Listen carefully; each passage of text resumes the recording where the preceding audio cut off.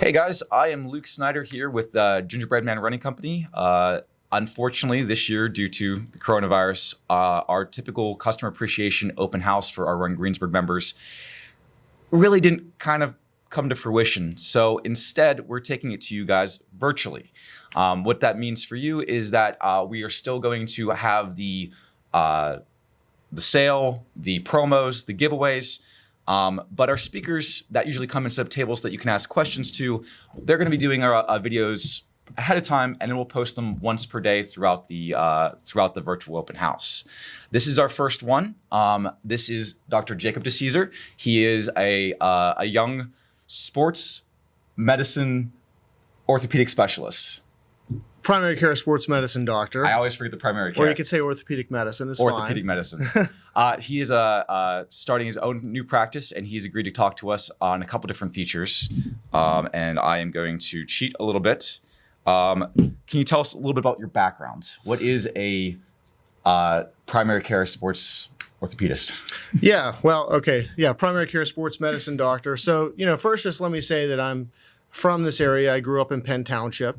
I went to Greensburg Central Catholic, and as you do know that as the cross country coach now at Greensburg Central under Greg Mendes. He has a lot of respect at Central still. Yeah, Craig Mendes, and I brought my yearbook to even show you proof. And we might have to splice in some pictures of that to kind of embarrass you a little bit. That's okay. That's okay. Yeah, I wanted to. I was the worst runner on the entire team, and but I wanted to do it for exercise, and I'm glad I did, because now I kind of understand what runners go through.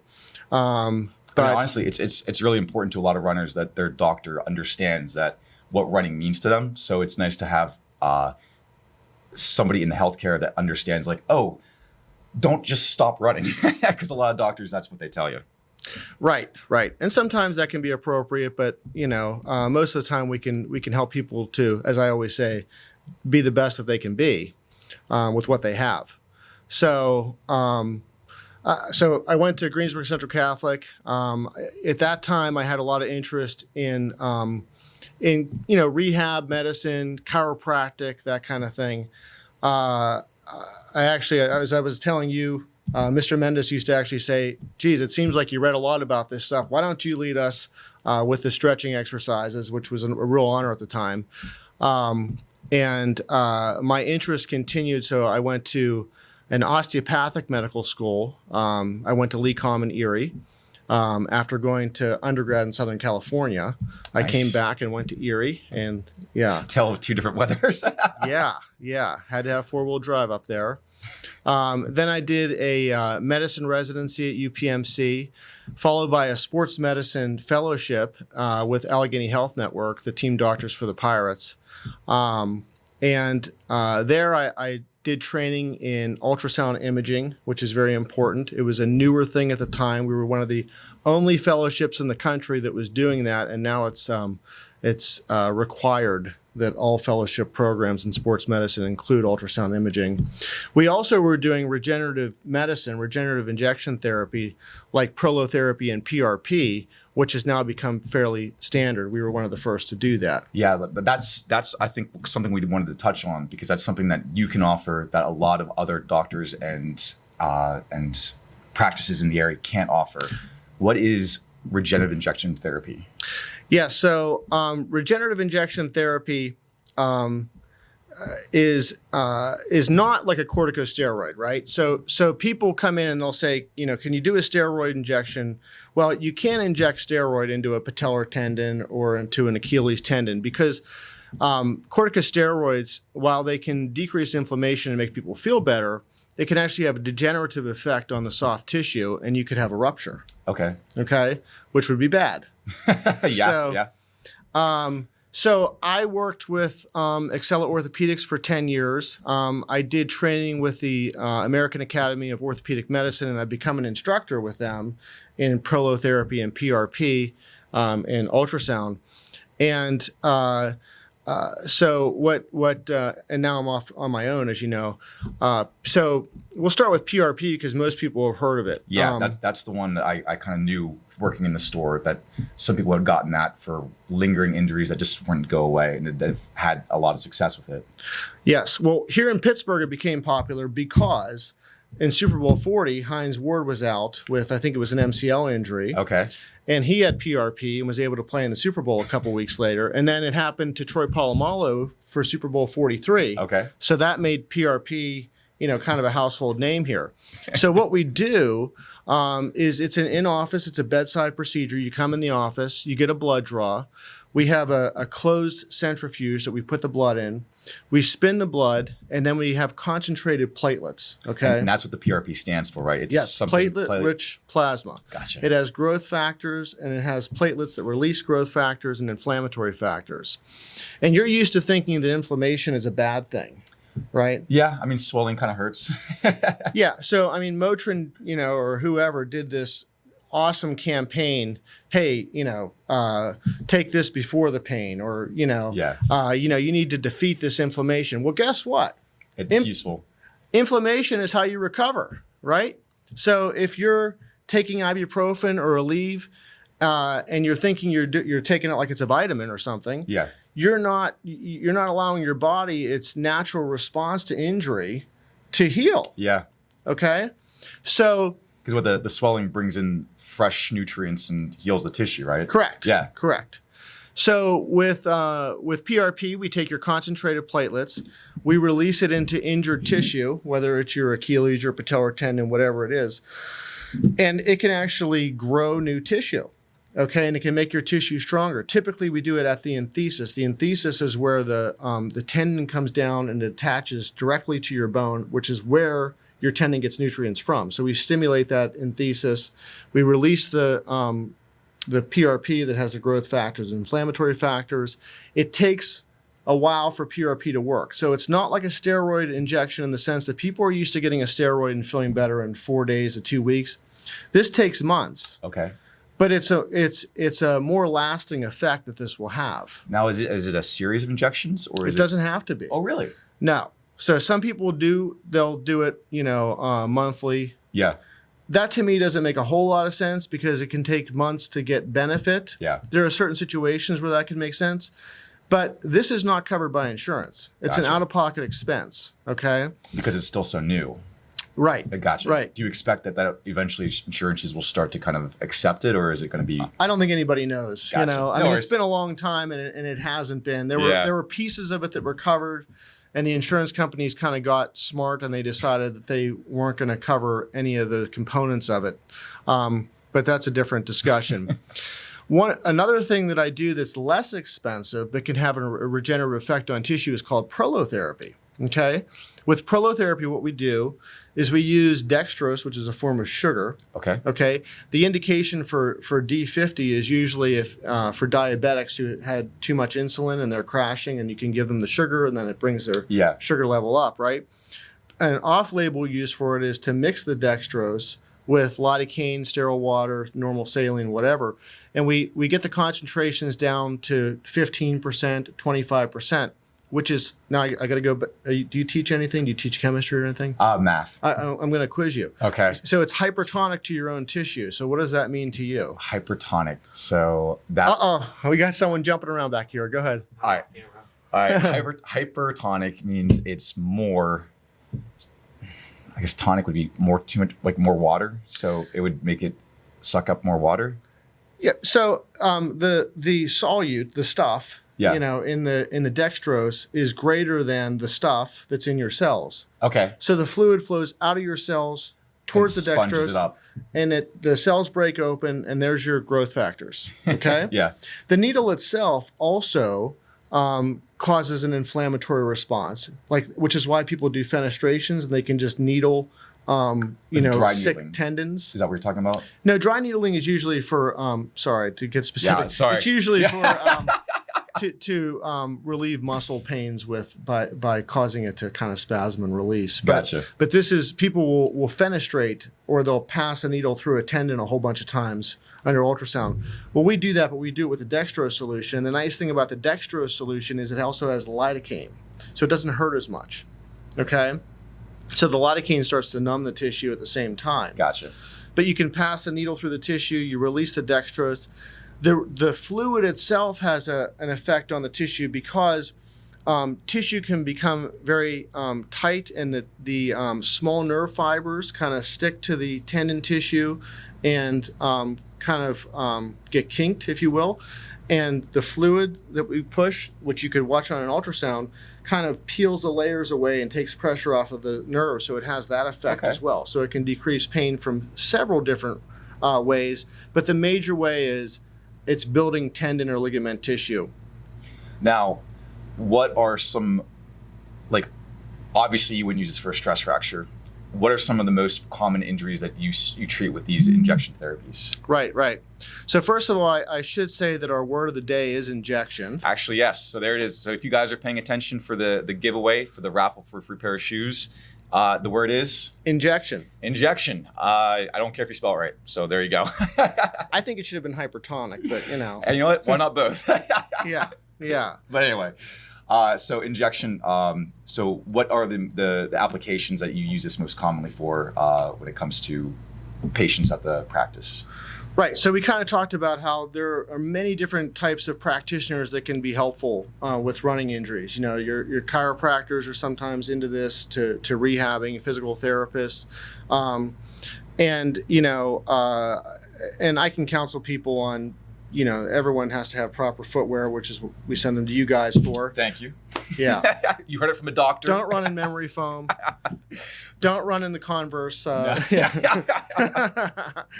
So, but what I do that's a little bit different is I can give you a boost to your tendon and ligamentous insertions to make those stronger, so that you could possibly have, you know, I always kind of joke with people, you know, these injections, it's kind of like a lot of these guys are, come on now, they're overusing things, right? Okay. Yeah.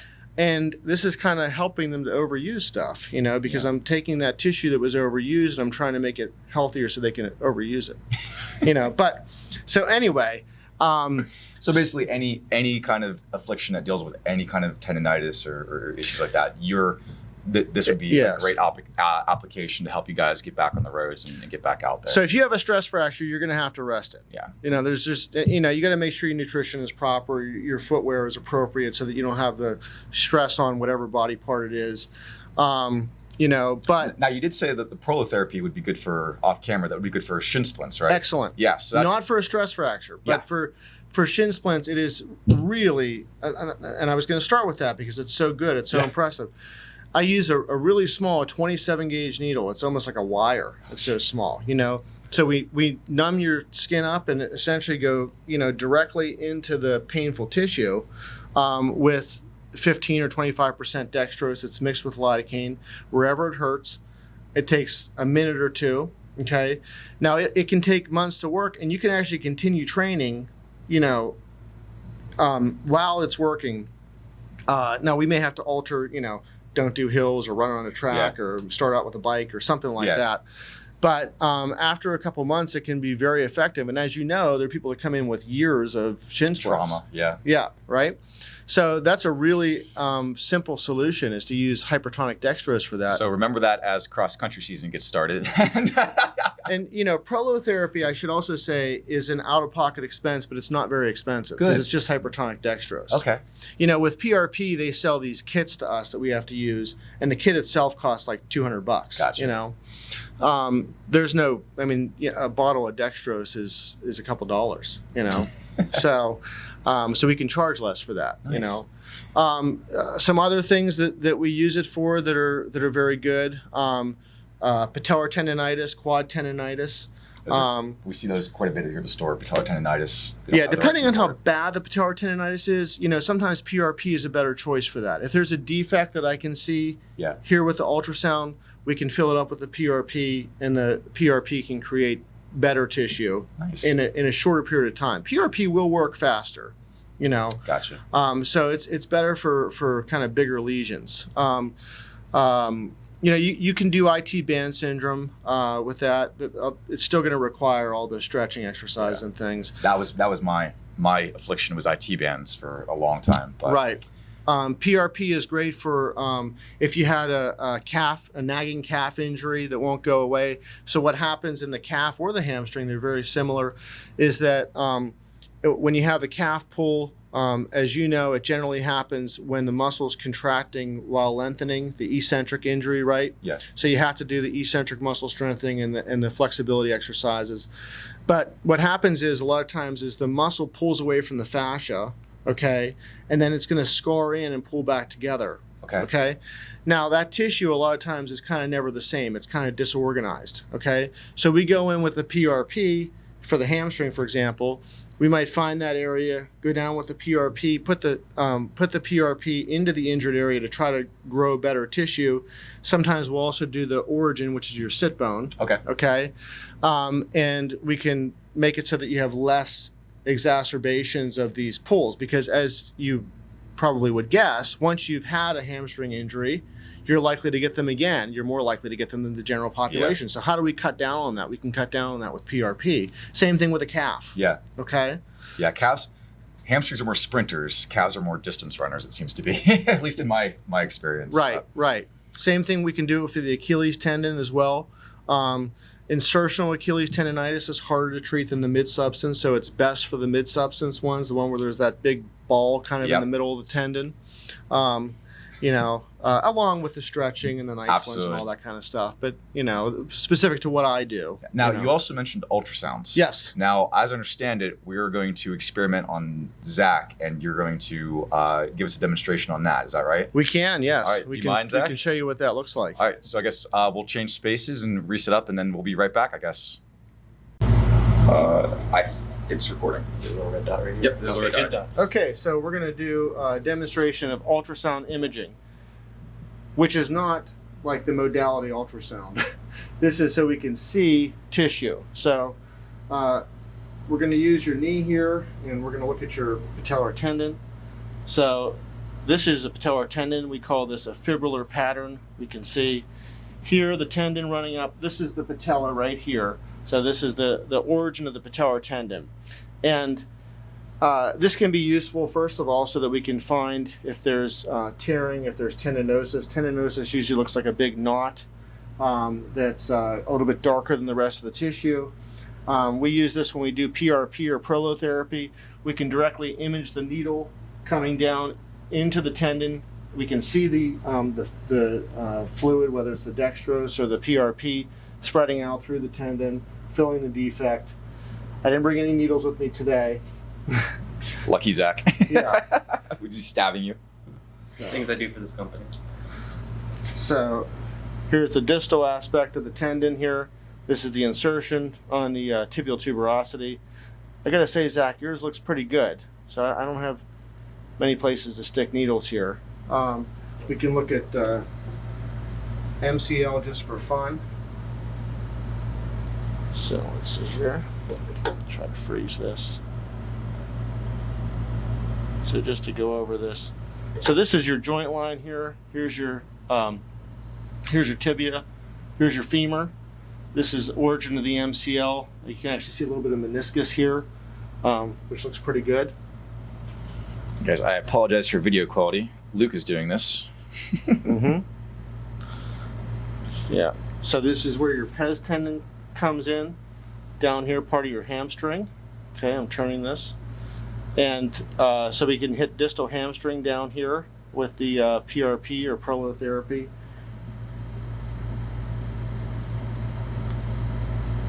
Right here is where people get pes bursitis, as we call it.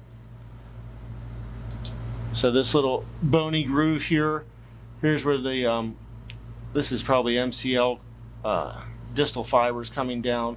Then you have the tendons coming in at us this way. It's a point where there's a lot of tension on the knee. This is the area where your weight kind of causes your knee to bow in, and these are the tendons and the ligaments that stop it from continuing to go in.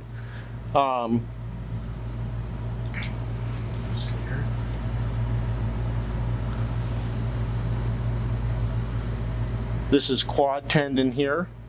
These ones hurt whenever you have to get these injected, but you can see a nice broad tendon here coming down, inserting on the patella. Anything else? I mean, that's great. That's really cool. That'll be Okay. cool. People like that. Okay.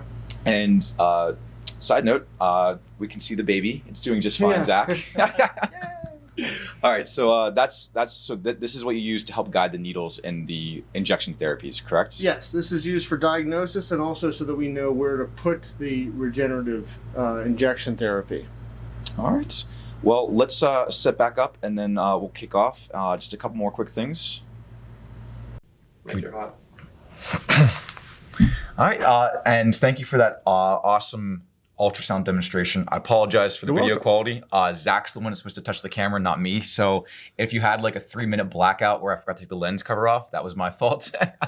But one follow-up question, as we were talking about all the different therapies, what kind of doctors do the regenerative injection therapies? Is it just I'm gonna mess it up. I'm gonna have to edit this. This is just sports medicine doctors? Yeah. Sorry. Yeah, so unfortunately, there's not a whole lot of regulation with who can do this, okay? So you're going to see a lot of advertisements for people doing PRP or prolotherapy or stem cell, as they call it. And a lot of those people had no training to do it, okay? And as a matter of fact, I train people, as I mentioned, with the AAOM, the American Academy of Orthopedic Medicine.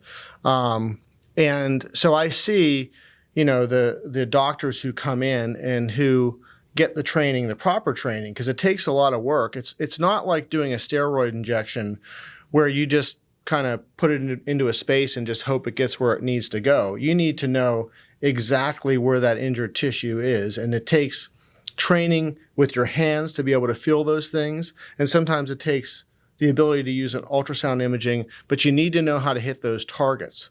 And most of the people that advertise around here haven't done that training, okay? And it takes years of experience to be able to master that training. Which you said you were in one of that first fellowship group that went through and even did that. Correct. So training-wise, you're top of the list. Right. So there's only a few people in the whole area who are kind of trained properly to do this. But anyone who is a physician or even PAs and nurse practitioners that are signed off on by a physician can do it. But you want to make sure if you're going to have it done, that you get it done by someone who was trained properly, that was trained by somebody in fellowship, or even better if they've done training after fellowship with someone like us in the AAOM. Oh, cool. Or Hackett Hemwell, or there's different organizations that do the training. Okay, because some people will charge a whole lot of money, and I mean a lot of money, for people to pay out of pocket.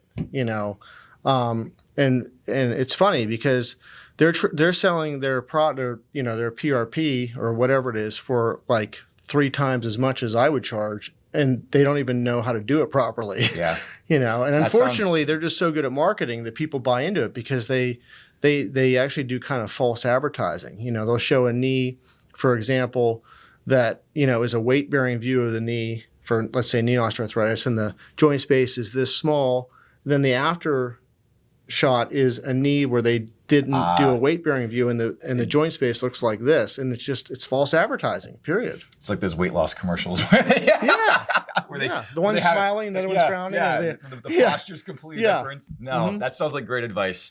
One last question before we let you go. Thank you so much for coming in. We really appreciate it. Thank you for sharing the whole medical side of the experience.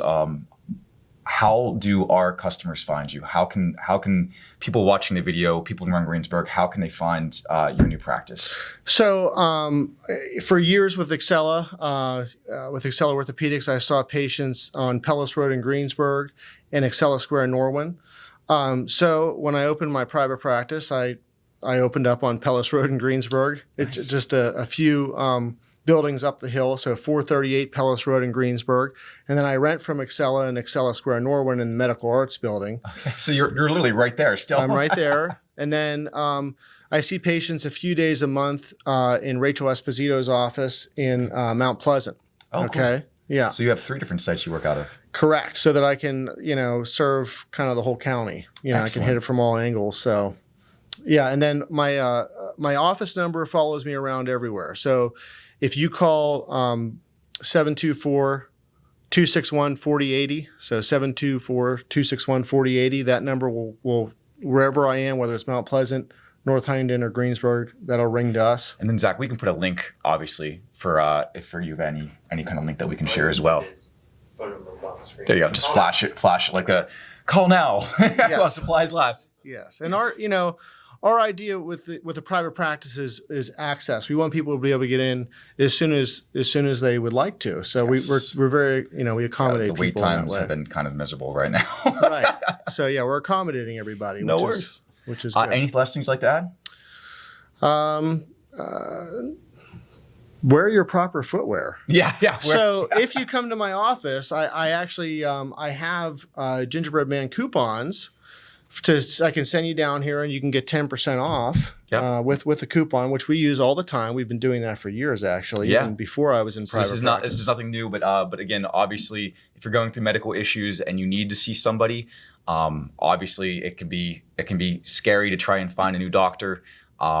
But if they do end up sending you to us, bring the coupon that you'll get, and you'll get 10% off anything in the store, even if it's more than 1 pair of shoes. But some people like to stock up. Yeah, that's right. And if you have plantar fasciitis, don't walk barefoot. Please. Fair enough. Well, thank you so much, Jacob, for coming in. I really appreciate your time. You're welcome. Thanks for having me. If you have any questions, put them in the comments, and we'll try and answer them and get the questions back and forth to you through Zach or Sarah.